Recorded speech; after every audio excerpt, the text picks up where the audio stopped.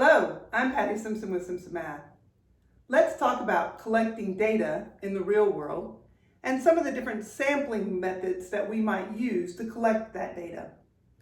So we're going to actually do some data collection. I want you to get a sense of how difficult it is to collect data when you are trying to answer a question. It turns out that collecting data is time consuming, it takes some resources, and sometimes it costs time and money. And so we try to do things to make sure that we're collecting data and yet not spending too horribly much time on that collection. So let me give you an example here of how we might collect data.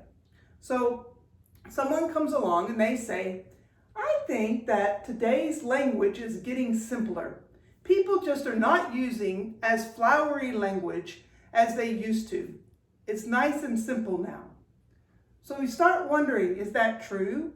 Is the language today simpler than it used to be? So we decide to collect some data and analyze the words that are being used to see if that's true. We start thinking about how we can do that. How can we collect words that are being used?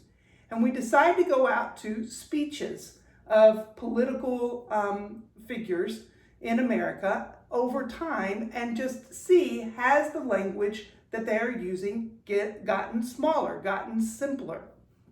So we're going to go out and collect speeches from across time and look at the length of the words in the speeches. That's our goal. Now think about what it is that overall is our idea in this particular study. Overall, our population are all the words that have been used from some time to some time, whatever our beginning and ending points are that we're comparing. Now, we can't go out and gather all the words that have been used. We can't even go out to all the political speeches that have been given and analyze those. So instead, what we're going to have to do is collect a sample. So we pick a few speeches, say 30 to 50 speeches that were given across America's history, and we decide just to look at the average length of a word in each one of those speeches. Now all of a sudden we're looking at just those speeches, our sample or those speeches. And but even that is going to take time and effort. So we get some minions involved. We get some different people that will help us to collect and analyze that data. And I'm enlisting your aid today to do that with the Gettysburg Address. So your job is just to look at the Gettysburg Address, and you're going to find the average length of a word in the Gettysburg Address, the mean average length of a word in the Gettysburg Address. I'm going to do it with Martin Luther King's I Have a Dream speech. I'm going to look at that one. You're going to look at the Gettysburg Address. So the population of my speech are all the words in Martin Luther King's I Have a Dream speech. And the population for you today is all the words in the Gettysburg Address. Now, we're going to find that average number of words in our speeches. And in order to find the average, the mean average number of letters in a word in the speech, what we need to do is we need to take the total number of letters in the speech, and we need to divide that by the total number of words in the speech. I can hear you. I can hear you saying, I've got kids, I've got responsibilities, I have laundry to do. I don't have time to be counting all the words in the Gettysburg Address. I don't have time to be counting all the letters in the Gettysburg Address. So I can see you already trying to cut corners, thinking to yourself, how can I get away with doing a little bit less? That's what sampling is about. It's cutting those corners. It's saying, hey, look, I don't have time to count all the words in all these speeches. I don't have time to count all the letters in all these speeches. I don't have the resources to pay somebody to do it for me. So instead, what we end up doing is we collect a sample. We only do it with a few words. And today, I'm going to teach you about the different methods for collecting those samples. Now, your first task in your application exercise is actually to find the parameter, is to actually go out and count the total number of letters and the total number of words. But I didn't want you to have to spend that much time on this assignment. So what I did for you was I collected the total number of words from the Gettysburg Address myself. And I counted how many words there were and how many letters there are in each word. So your Gettysburg Address data, that's what that shows, is all the words in the Gettysburg Address counted. And then it shows how many letters are in each word. Yours is only 2 pages. The I Have a Dream speech is several pages.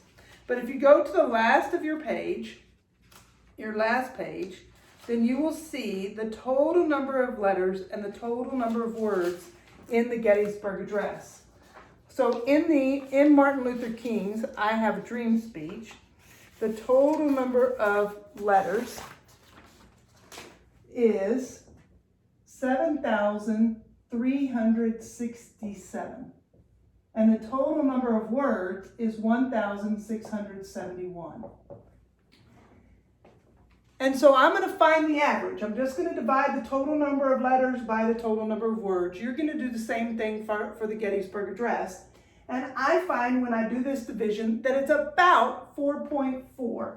It's not exact. It's about 4.4. I've rounded it. So I'm going to use that 4.4. And that is our parameter. We took all the data, all those numbers that I gathered, and we analyzed them, we reduced them down to one number, this mean average. And that mean average, because it came from our whole population, is called a parameter. Okay, now you've done that from the Gettysburg Address. You've found your parameter. Now what we're going to do is we're going to practice taking samples. We're going to see if Ms. Simpson hadn't given us all the information to begin with, and we were like, I don't want to spend all this time doing this.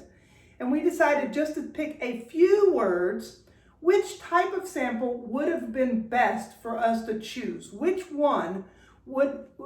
sample would we have gathered that would have been closest to this parameter? So let's start first with a convenience sample. Remember that the convenience sample is just we're collecting things that are convenient for us. The first 10 people that walk up to us, the first people in our contact list, people who volunteer to give us information. Nice and easy. So you're going to find some words on your page, 10 different words from the Gettysburg Address that just volunteer themselves to you. And I'm going to do the same thing with the I Have a Dream speech. I'm just going to look for 10 words that just pop out at me. So I gathered 10 words that just volunteered themselves to me. 100, bankrupt, insufficient, smaller, larger, narrow, vast, cash, and heavy. Mine all have something to do mathematically. They seem to volunteer themselves to me. How did your convenience sample go? What just volunteered themselves to you? Once you've collected those 10 words, then you're going to count the number of letters in each word. So I've gone ahead and done that. 1 has 3 letters, 100 has 7, etc., etc. Now we're going to find the average number of letters in this sample. So this is just a piece of our population, which was the whole speech. We've just collected a sample of that, just some of the words from it. And we're going to count the number of letters in these. So if I add these up, you got 10 plus 20 is 30, 40, 50, 62. So there's a total of 62 letters here. And I'm dividing it by the number of words, which is 10 words. And in my sample, the average length of a word was 6.2 letters in a word. So in my sample, the average number of letters is 6.2. I've taken all this data I've collected, all these numbers I've collected, and I've narrowed it down to one number. This one number, since it came from a sample, is now called a statistic. I have gathered a statistic. This is my statistic because it came from a sample. This is a parameter because it came from the entire population, from all the words in the speech.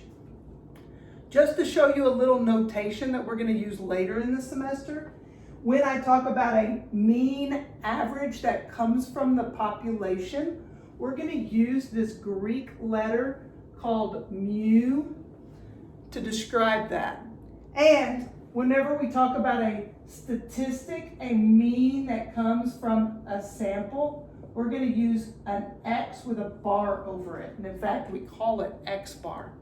So our convenience sample gave an average of 6.2 letters per word. So if I had been lazy and I'd said, hey, I don't have time to collect the whole population and get a parameter, I'm just going to pick 10 words to see, how, what the average letter in that is, see how far off I would have been. It would not have been very close, and Ms. Simpson probably wouldn't have given me credit for it. So now you've collected your census and you've collected your convenience sample. Let's look at another sampling method. Okay, we're going to take a systematic sample. Remember that a systematic sample, we're looking for a pattern, or we have some sort of system in place to help us to take the sample. So for this one, you're going to need a 6-sided die and some way to randomly generate a number between 10 and 15. Maybe you put the numbers in a hat and just pull them out. Or you can download an app that's a random number generator app. And then the first number you can just choose between 1 and 6, and the second one you can choose between 10 and 15. Either way, you need to be able to randomly choose a number between 1 and 6 and a number between 10 and 15. So I'm going to roll my 6-sided die and see what number I get. And I got the number 5. So I'm going to start at the 5th word in my speech.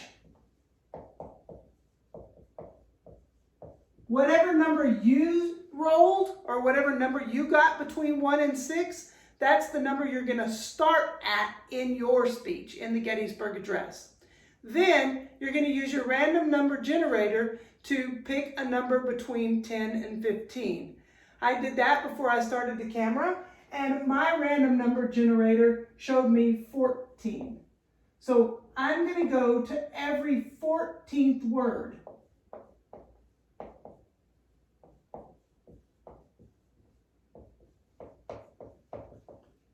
And I'm going to write that down in the speech. So this is your starting spot. That number between 1 and 6 that you randomly generate is your starting spot. And then this random number between 10 and 15, that's going to be your pattern or your system for choosing. So let me show you with the I Have a Dream speech exactly how I'm doing this, where I'm starting at the 5th word and moving every 14th word. Okay, so I'm going to start at the 5th word of the speech. 1, 2, 3, 4, 5. I'm going to circle that one. And then I'm going to go to every 14th word in the speech. 1, 2, 3, 4, 5, 6, 7, 8, 9, 10, 11, 12, 13, 14. 1, 2, 3, 4, 5, 6, 7, 8, 9, 10, 11, 12, 13, 14. 1, 2, 3, 4, 5, 6, 7, 8, 9, 10, 11, 12, 13, 14. And I'm going to do that all the way through the speech. So you use your number between 1 and 5 to start, or 1 and 6 to start with, and then count by your number between 10 and 15 all the way through the speech. I'm going to do it, and then I'll get back with you. Okay, so I collected my systematic sample. I couldn't fit all my words up here. These are just the first few. But I went through and I actually got 119 words. You won't have that many words because the Gettysburg Address is shorter than I Have a Dream speech. But however many words you collected, and then count the letters in each one of those. And then just divide again. And here I've collected another statistic. This one's from my systematic sample. So my systematic sample, I gathered all that data, and once I've narrowed it down to one number, I found the average, the mean average. It's a statistic, that mean average, and the statistic was 4.9.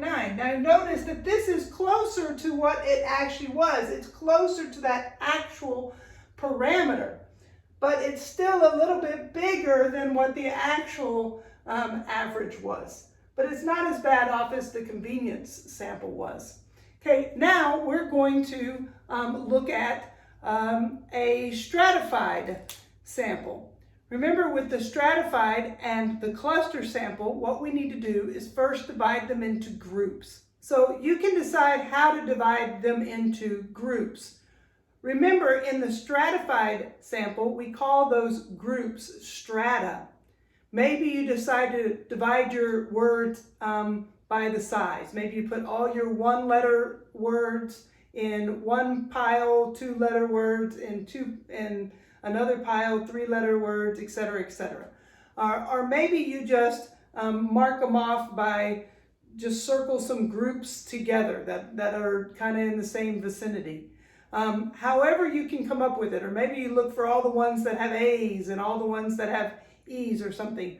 Whatever you want to do to divide them into 10 different groups. And for the stratified sample, we're going to call those strata.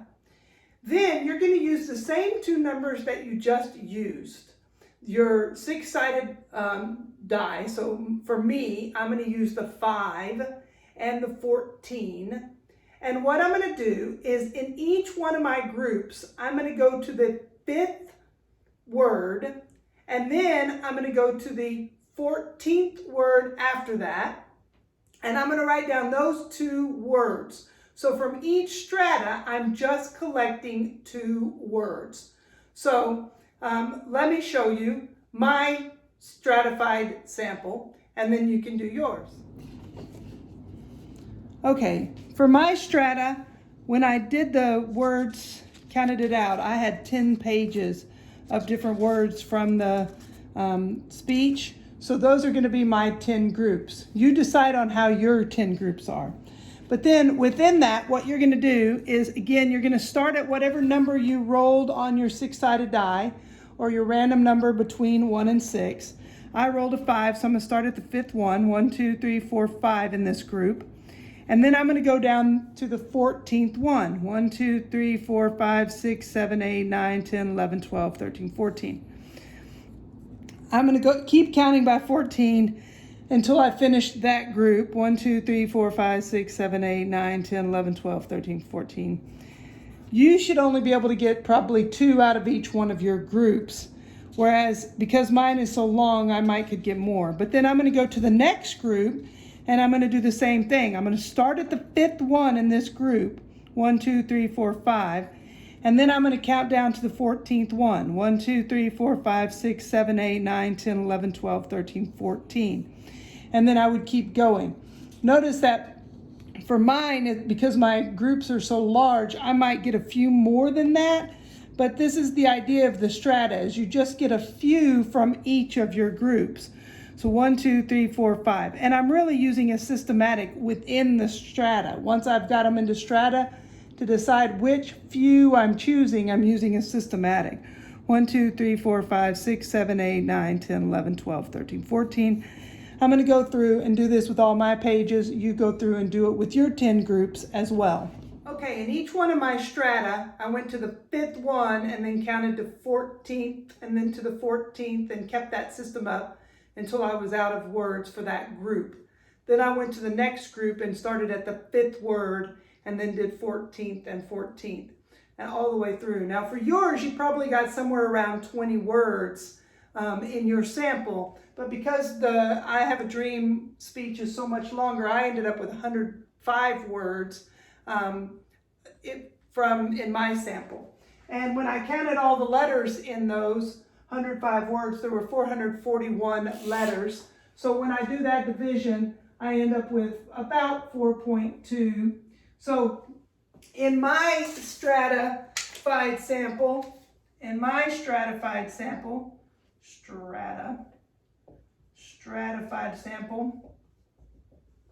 again, I took my data from that sample and I found this one number. That one number is called, that average is called a statistic. So this statistic was 4.2. Notice that this time it's closer to my parameter, but this time it's actually smaller. I came up with a smaller number than the actual average letters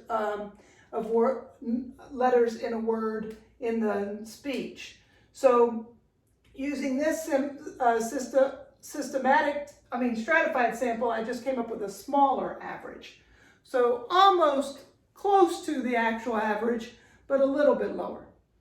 Okay, now let's do the cluster sample. Remember, with the cluster sample, we again divide them into groups.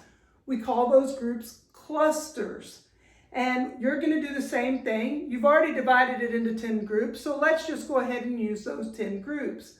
And this time, you're going to use your random number generator to choose 2 of those groups, but of the 10 groups. So choose 2 of your 10 groups. And then you're going to look at every word in those 2 groups. So for me, I'm going to roll my 10-sided die. You could use a random number generator. I'm just going to roll a 10-sided die. And the first number I got was 10. So I'm going to go to my 10th group, which is my last page of these. And I'm going to write down every single word in that group. So here's my 10th group. I'm going to write down every single word in that group. Then I'm going to roll it again. I'm going to find another group. So I'm going to take my 10-sided die again, and I'm going to roll it. And this time I got the 8th group. So I'm going to go to the 8th group. Here's my 8th group, and I'm going to write down every single word in this 8th group. So those are my 2 clusters that I'm sampling. I'm just looking at the words in those 2 pages. Okay, you do the same thing. Use your random number generator to choose 2 of your groups and write down every single word in those 2 groups. Okay, after writing down every single word in my 2 groups, I had 185 words. Again, you're going to have less because your speech is smaller. And I counted all the letters, and there were 795 letters in those 185 words, which when I do the division is about 4.3. So in my cluster sample, when I take all my data and I reduce it down to this average, that average is a statistic since it just came from the sample, and this mean average was about 4.3. It was pretty close to what my parameter is. It's fairly close to that. So now we're going to take one last sample, and this last sample is called a random sample. And in order for it to be a random sample, we need some sort of random number generator.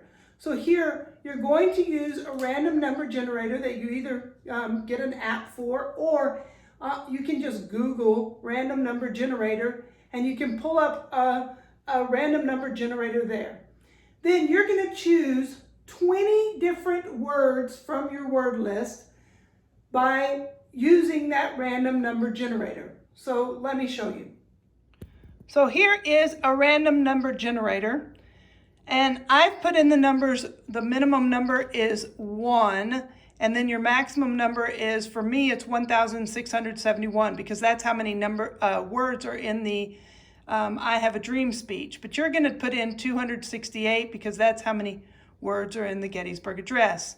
Then you're just going to click generate, and that number is 58. So then I'm going to go to my word list that I've provided you, and you're going to look up the 58th word, and you're going to write down that 58th word. So in this case, it's millions. You're going to do that 20 times. So you put in your numbers, pick 20, let the random number generator pick 20 different words from your Gettysburg Address, and then find the average length of each of those words. Okay, so I wrote down the 20 words, counted the letters. There were 102 letters in my 20 words. And when I divide that, I get 5.1. So the average length of a word in my random sample was 5.1. So now I'm going to, I now see the averages from each one of my samples and from my census. And we've taken all the different types of samples that we're going to take. Those are all the sampling methods that we're going to use. The one last thing I have you do in this application exercise is you find the sampling error. So we want to see, what is our error? How much error did we produce? You know, how far off was I on each one of these sample means? How close was it to the actual parameter? So to find the error, what we do is we take our parameter, and we take our statistic, You take your statistic and you subtract your parameter. So it's the statistic minus the parameter. So I'm just going to do a couple for you. Let's look at my convenience sample. So for my convenience sample, the error on that convenience sample, I take my 6.2 and I subtract my 4.4. Notice that the 6.2 was too large. So my error is positive because it is too big. So, 5.4 would be one whole thing, and then 6, 7, 8. So if I did this subtracting, I end up with 1.8. My sample error is 1.8. I'm 1.8 away from the actual parameter, and I was 1.8 too big. Let's compare that to the error in my stratified sample. So in my stratified sample, I put my 4.2, which was the statistic that I got, the average I got from that sample, and I subtract my parameter of 4.4. Notice I'm 2/10 away. But these 2/10 were smaller than my parameter. This is smaller than my parameter. So therefore my sample size is negative. So it's a negative 2/10 is my sample error. And this negative tells me that I was too small, whereas this positive tells me that my sample size was too big. So hopefully throughout this, you've gotten a good sense of what it's like to collect data. How tedious is it to write down, to count, to find all those different words, and then count the number of letters in each one and do this math? Whenever you're listening to any sort of statistical study, you have to know that they've gone out and collected data from somewhere. And start thinking about, how did they go about collecting that data? How much time did it take them? What sampling method did they use? Because all of that plays into their statistics. And then also be aware that there's going to be some sort of error in there, that it's not going to match the exact population. We want that sample to be as close to the parameter as we can possibly get it. So making sure that your sample is like your population is really, really important when you collect data. So hope you had a little fun collecting data and got a sense of what it's like to be a statistician. Math Made Simple, it's some math. Thanks for watching.